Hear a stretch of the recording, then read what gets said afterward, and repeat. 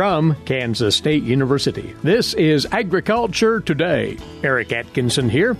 And coming up during this week's grain market segment, K-State's Dan O'Brien analyzing another week of producer-friendly trends in the grain markets. He'll offer his thoughts on marketing that new crop grain in light of the latest rally.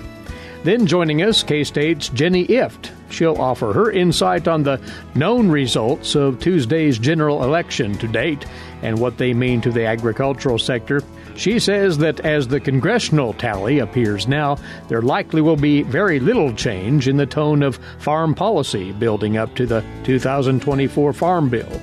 And checking in later with the latest on Kansas agricultural weather, K-State's Mary Knapp, and much more right here on this Agriculture Today.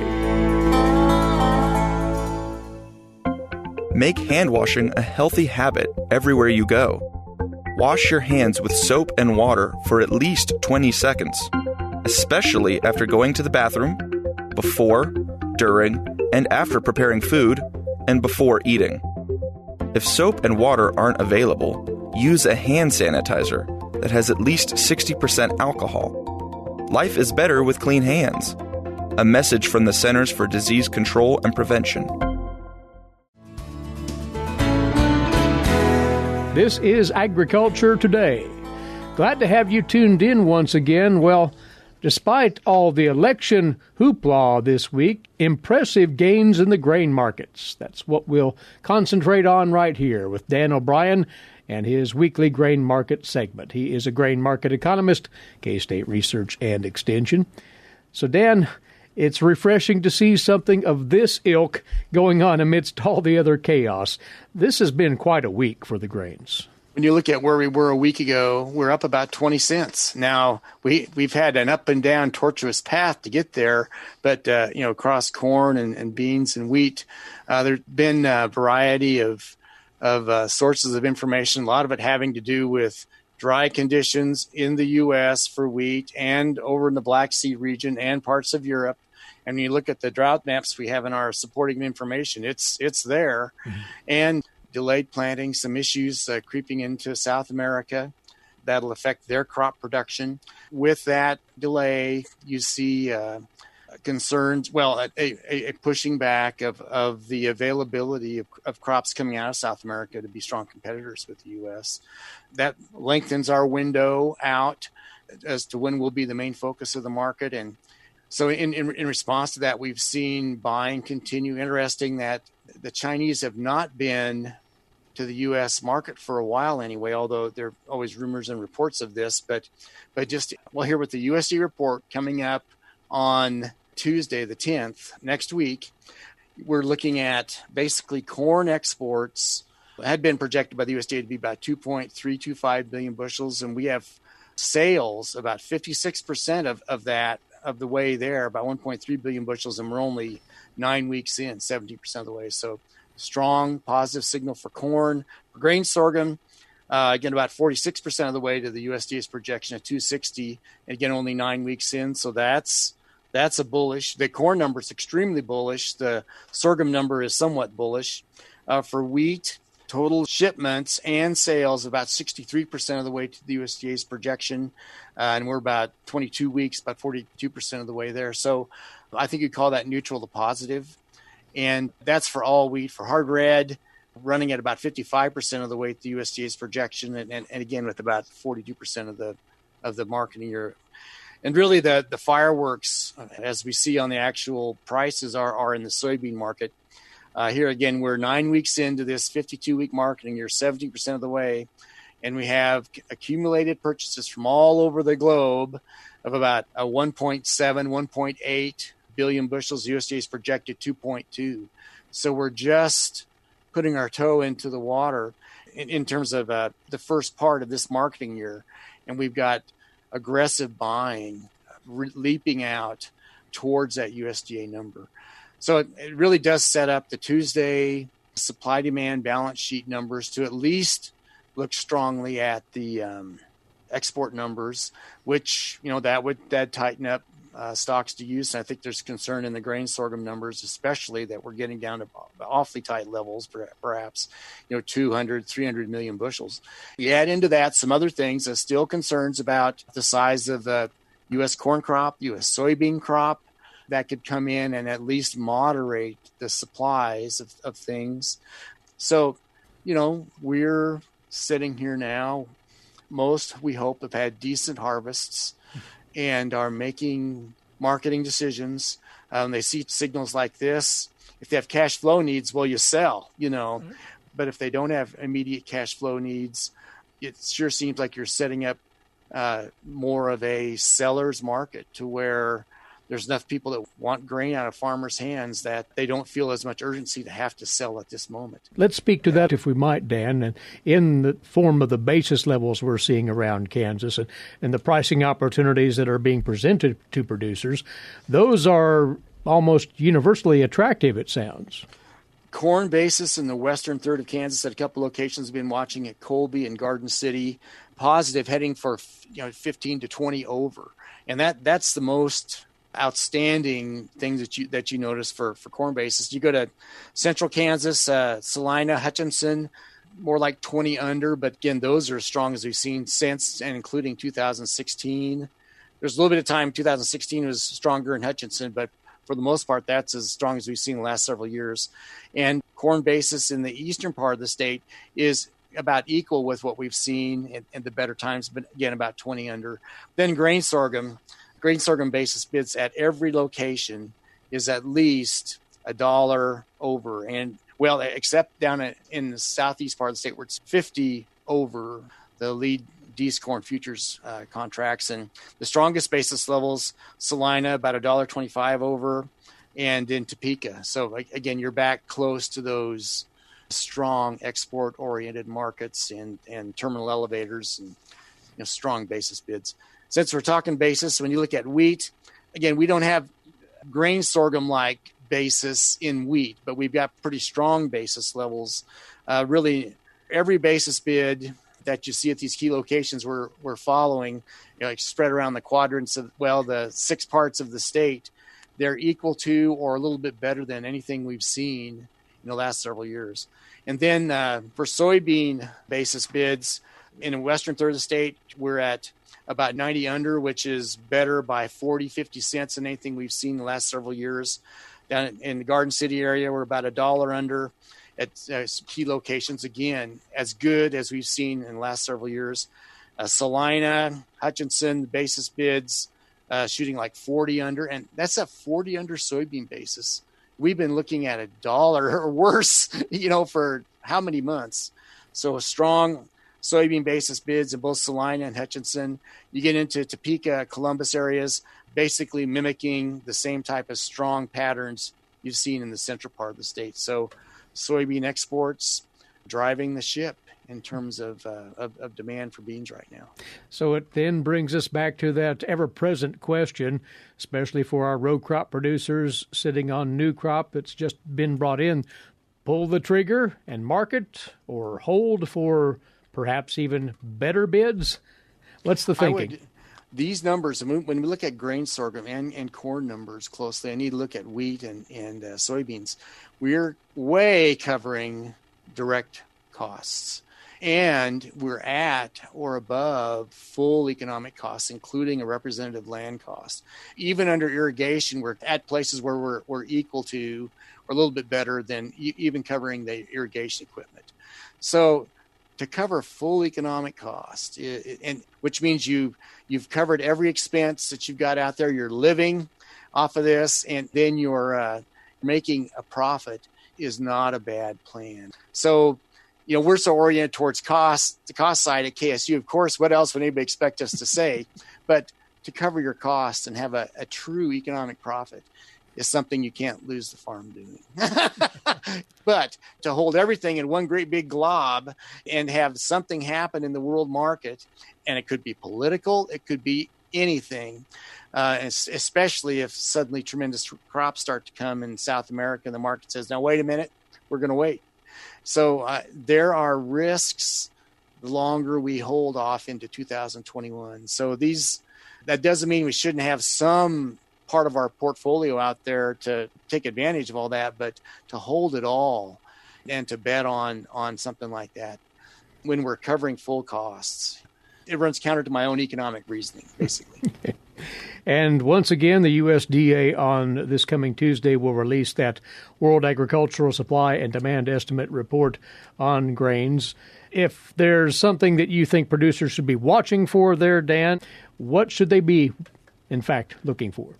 I think the number one thing is look for changes in the soybean supply and demand balance sheet, both lower production and higher export numbers, and the chance of taking soybean ending stocks down to 200 to 250 million bushels or less. Stocks to use 5, 6, 7, 8%. That's a big thing. Just that would have a spillover effect. I think we want to watch corn, if there are any corn production cutbacks yet, and exports for corn not being bad. So we'll watch that balance sheet. It'd be interesting to see what they do for grain sorghum. We have lots of forward purchases, but not many shipments yet. So will the USDA stay the course there and just plan on that once we get all the crops in, that's when all that will go or not? So I'd watch on the sorghum, but you look at these basis bids, our industry is betting for that. And for wheat, my intuition would be that the USDA is so loath to plan on short crops elsewhere that these problems we're seeing in the Black Sea region, it'd almost be a surprise if they jumped in and said, you know what, this is going to really affect us. So they're much more in the waiting mode. So I would be surprised if there's something happens on the wheat market. So Eric, what's going to happen? We'll probably go bonkers. That's right.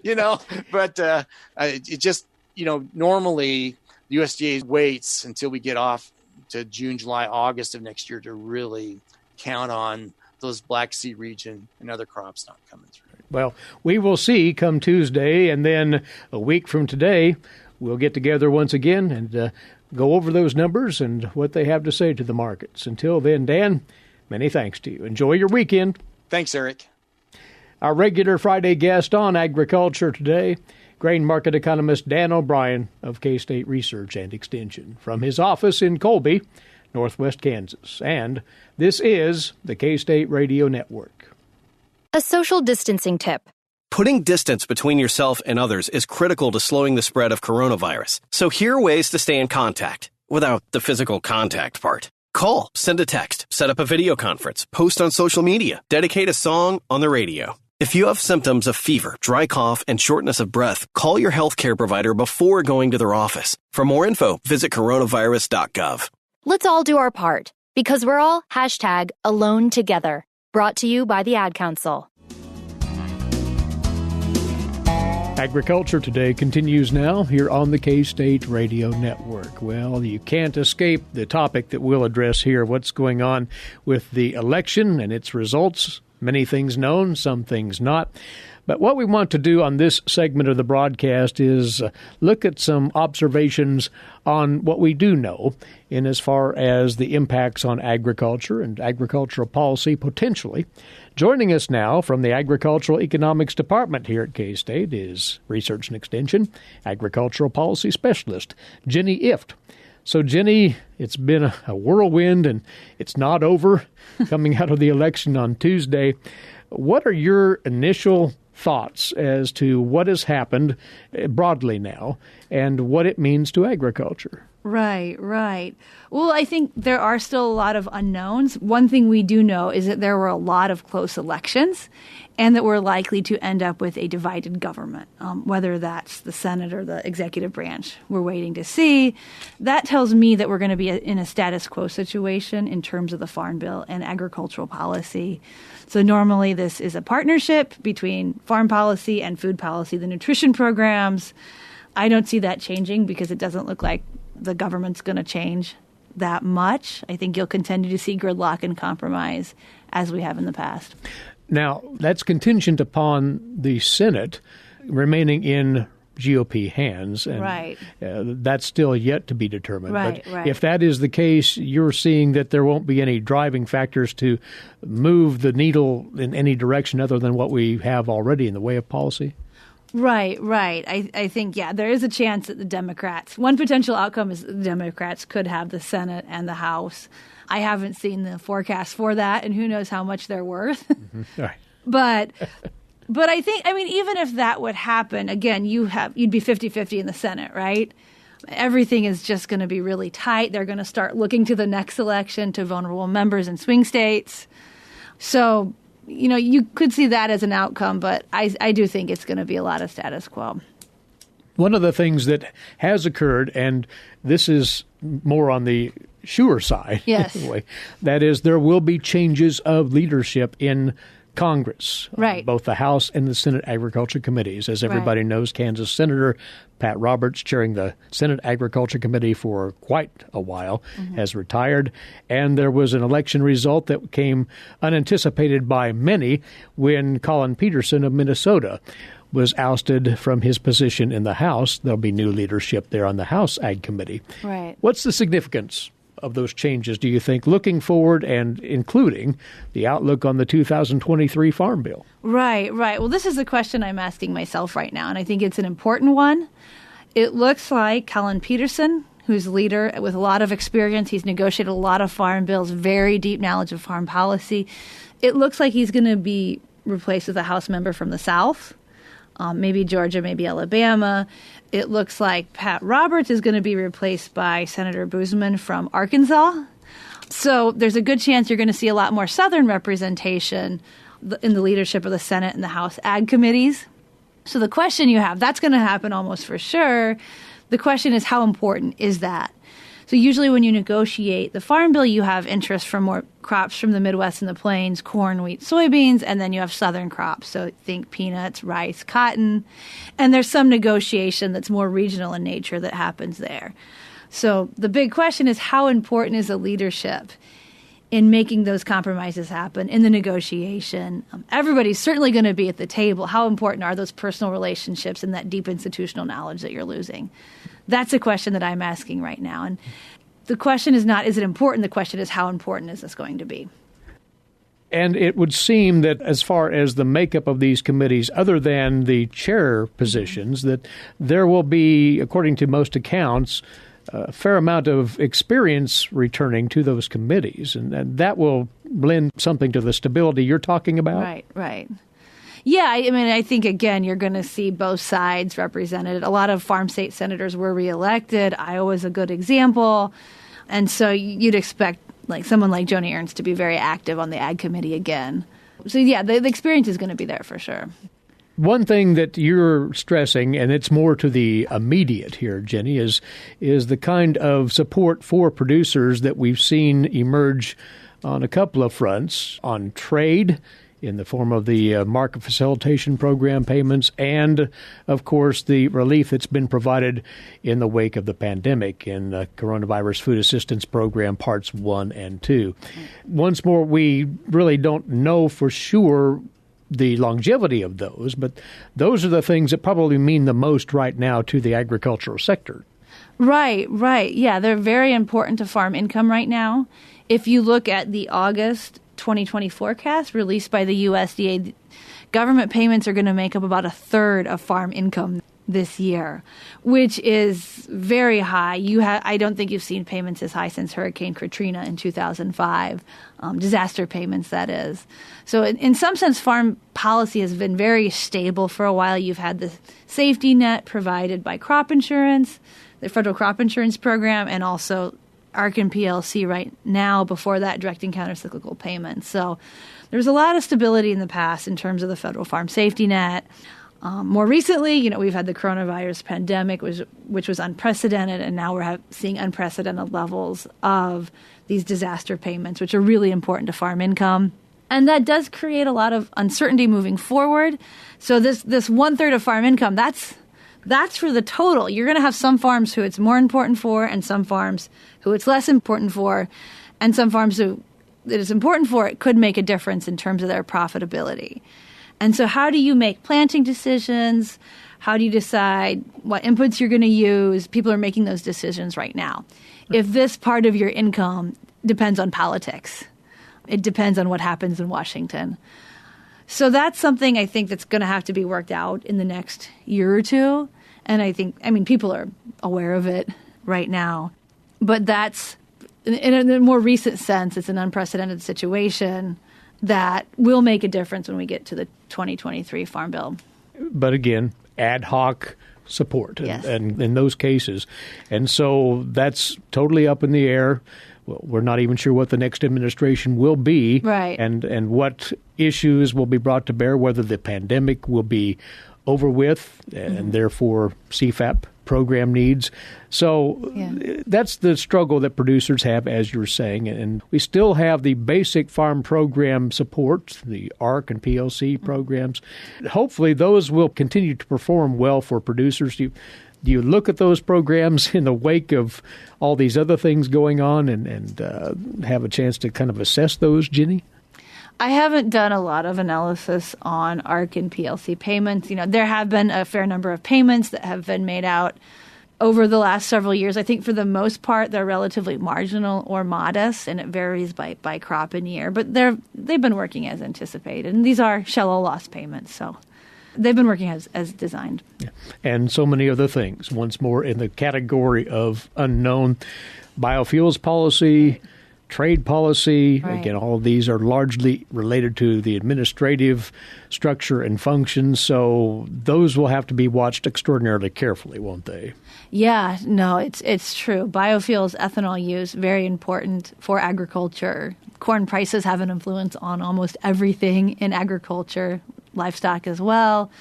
And trade is very important. Having those export markets and having that growth in export markets is really important to a lot of our industries, because that's where, when we get additional production, when our productivity increases, that's where the excess production can go. That's where the market growth is. A lot of the strength we're seeing right now in commodity markets is coming from these export markets opening up. Producers are like a lot of other folks. They're extremely anxious about what's ahead. And it's just something that they're going to have to adapt to on the fly. Is that your basic advice to the producer out there, Jenny? Right. Well, I think there is a part of farming where uncertainty is, is it going to rain? Right. What are markets going to do? What are the politicians going to do? That's a part of it. I would say, one thing is with the payments right now, using them more conservatively, keeping your working capital high, anticipating this uncertainty when you make your decisions next year is one strategy a producer could take to try to navigate this situation. These are interesting times, possibly unprecedented times in the political realm. So we'll see how it all shakes out in the weeks ahead in full. But for now, some things that are going on that we can perhaps hang our hat on in agriculture in regard to Congress in particular. Jenny, we'll touch base with you from time to time as things unfold. We appreciate the comments right here. Many thanks to you. Thanks. Jenny Ifft with us, agricultural policy specialist with K-State Research and Extension. Some of her reflections on what the election results mean to agricultural interests in Kansas and around the country. And incidentally, we're planning to have Jenny back here, Mike's side, with us in a couple of weeks. She's working up information on the USDA's Livestock Risk Protection Program that should be of interest to you cattle producers directly. Looking forward to that visit. You're listening to Agriculture Today. And now we'll stand aside for a few moments. When we come back, today's agricultural news headlines. This week's edition of the Kansas Wheat Scoop. Marsha Boswell with an appropriate salute to the late Barry Flinchbaugh. Coming up shortly here on the K-State Radio Network. Have you ever thought about where your food comes from? If you're thinking the grocery store, think again. Facts show that the American farmer feeds more than 129 people. They are continually increasing and improving their operations. A wide variety of crops and livestock are grown in Kansas as well as the United States, providing food to your dinner plate. Next time you see a farmer or rancher, thank them. For more information, contact K-State Research and Extension. Welcome back to Agriculture Today, here on the K-State Radio Network, which is now in its 96th year of broadcast service to agriculture here in Kansas and the Central Plains. Eric Atkinson here. Today's agricultural news headlines for you now, these courtesy in part of DTN. Well, with the defeat of House Agriculture Committee Chairman Colin Peterson of Minnesota in Tuesday's election, who will take over that spot on the committee is now on the burner. Many have talked of Representative Marcy Fudge of Ohio as a potential successor. Fudge chairs the Nutrition, Oversight, and Department Operations Subcommittee and has focused much of her attention on those programs as a member of that panel. However, Representative David Scott of Georgia, the chairman of the Commodities Exchanges Energy and Credit Subcommittee, and number 2 in seniority on the Democrat side of the committee, has thrown his hat into the ring to take over that top post. While touting his farm roots in Georgia in a letter announcing he was seeking the chairman's gavel, Scott said also that he would focus the panel on farm, food, nutrition, and other issues. Now, also making a push for that chairmanship is Representative Jim Costa of California, who falls right behind Scott in seniority on the committee for Democrats. Costa chairs the subcommittee on livestock and foreign agriculture and has served on the committee since 2005. His district represents one of the major agricultural regions of California. Exports of U.S. agricultural products reached $135 billion in fiscal year 2020, with imports at $133 billion for a trade surplus of just $2.5 billion. The USDA in August forecast fiscal year 20 ag exports at $135 billion against imports of what would have been a record $131 billion, which would have resulted in a forecast surplus of just over $3 billion. The fiscal 2020 export mark just above the $135.5 billion figure, which was registered in fiscal year 2019. However, it's well short of the fiscal year 2018 mark of $143 billion, even further below the fiscal year 2014 record of $152 billion. What moved the export and import figures past the forecast levels were the September U.S. agricultural exports of $12.2 billion against imports of $11 billion. That made a monthly trade surplus just over $1 billion. The monthly export total was the largest since November of last year, imports at their highest since June. U.S. agriculture registered a trade deficit 6 months into fiscal year 2020, including a record of $1 billion in June. Now, for fiscal 21, the USDA in August forecast exports to rise to $140.5 billion, that against imports of $136 billion, forecast for a surplus of $4.5 billion. Now, a USDA economist, Bart Kinner, gives the final figures for fiscal year 20 U.S. agricultural sales, specifically to China. Total agricultural exports to China for fiscal year 20 are $17.1 billion compared to $10.1 billion fiscal year 2019. Soybeans were up 47% to China over fiscal year 2019. Pork, as we've been watching all year and into last year, we're up 284% over 2019. Beef and veal exports to China were up 119%. A lot of meat products going to China. Poultry products were up 1,677%. Again, USDA economist Bart Kinner with the numbers on fiscal year 20 U.S. agricultural sales to China. Well, since his passing this past Monday, scores of tributes have come in from all across the nation for Kansas State University's Barry Flinchbaugh. During his half-century as one of this country's premier authorities on agricultural policy, Barry left his undeniable mark on the agricultural landscape, including his yeoman work with the Kansas wheat industry. Marcia Boswell has more on this week's Kansas Wheat Scoop. Marcia? The iconic chalkboard filled with lessons on policy and life alike has been erased for the final time following the loss of Dr. Barry Flinchbaugh on November 2nd. Kansas Wheat joins his generations of students, both in the classroom and in life, in celebrating Flinchbaugh's legacy of agricultural policy work, industry guidance, and personal mentorship. Flinchbaugh joined the faculty at Kansas State University in 1971. He taught thousands of students across 3 generations in his 400-level course in agricultural policy each fall. Dean Stoskov, a wheat industry leader from Hoisington, took Flinchbaugh's class in 1976. Back in the days when students furiously writing essay questions would see a cloud of green smoke float over their shoulders as Flinchbaugh smoked cigars in class. Stoveskov was one of many that Flinchbaugh would push to get involved in organizations like the Kansas Association of Wheat Growers. He assisted these up-and-coming whippersnappers to work through fundamental differences between the Kansas Association of Wheat Growers and the Kansas Wheat Commission and transition to the current era of unified leadership. He also pushed for Kansas wheat farmers to assume larger leadership positions and take advantage of strong and strategic roles for Kansas political leaders at the highest levels of government. Ron Supis, a wheat farmer leader from Dighton, says we all have wonderful memories of Dr. Flinchbaugh. Twice he recognized me personally, including when he introduced me to an audience and called me one of his students, which I wasn't. And the second, when he asked me to run for Congress. Both times I was more than humbled. I will truly miss him. With unabashed wit and unapologetic insight, Flinchbaugh was a titan in shaping agricultural policy. Nationally, he was involved in every U.S. Farm Bill written since 1968 and was an advisor to countless boards, advisory groups, and task forces, in addition to dozens of speaking engagements each year. He served as the chairman of the Commission on 21st Century Production Agriculture, which was authorized in 1996 and known as the Freedom to Farm Act.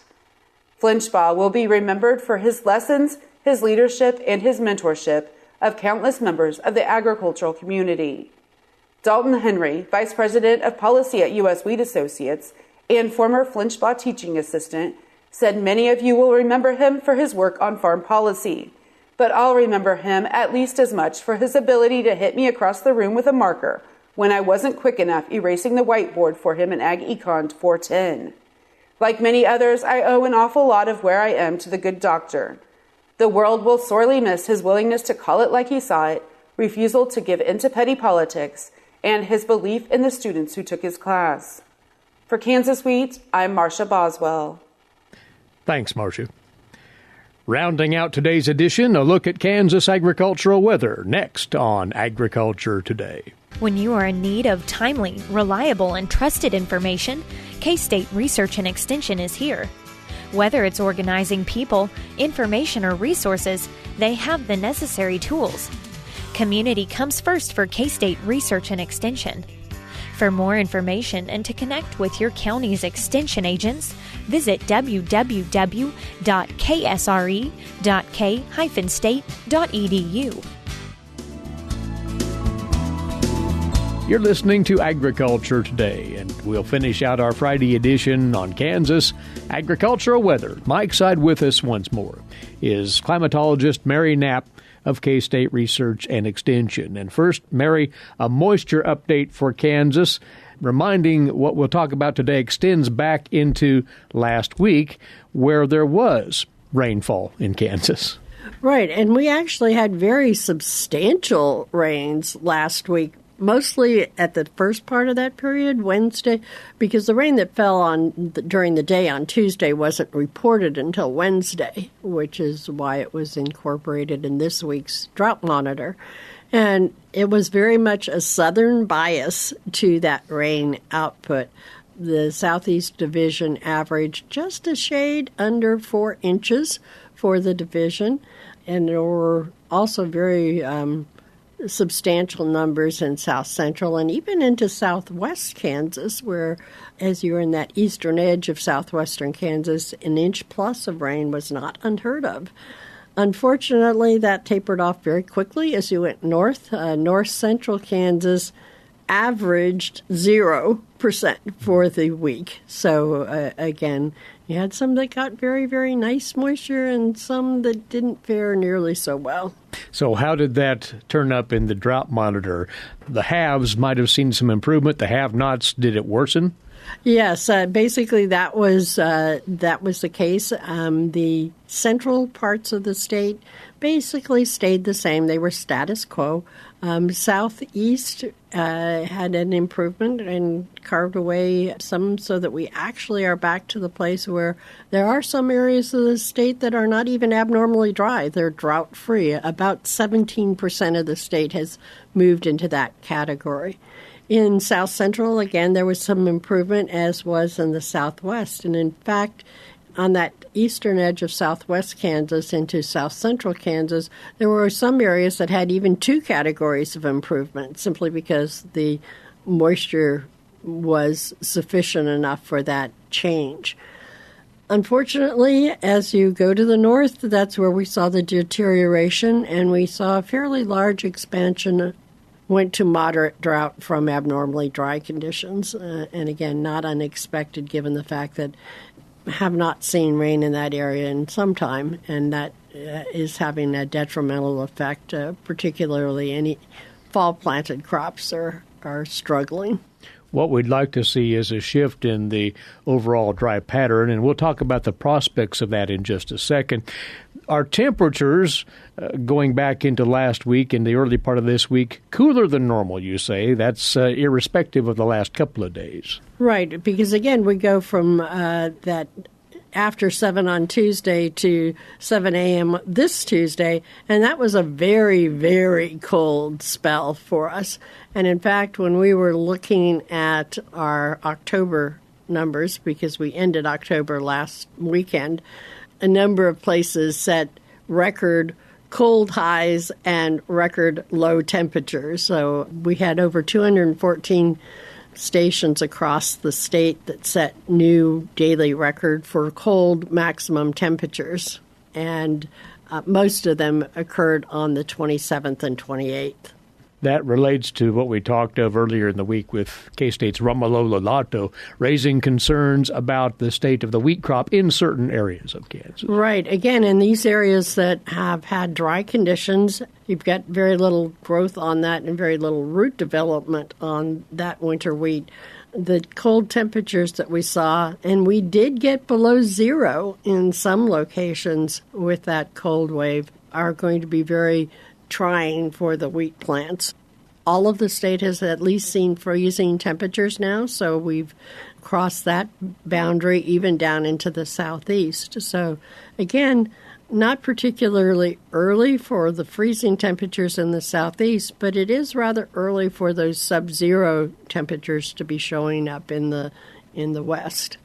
Well, what's ahead then? And you say that we're looking at a fairly decent chance for moisture the early part of next week. Right. There is another front that's expected to come through sometime Tuesday into Wednesday, and that, again, has a fairly good precip signal to it. This time it looks like there's going to be an eastern bias to it. So northeast, east central, and southeast may see as much as 1.5 inches, maybe 2 inches of rain.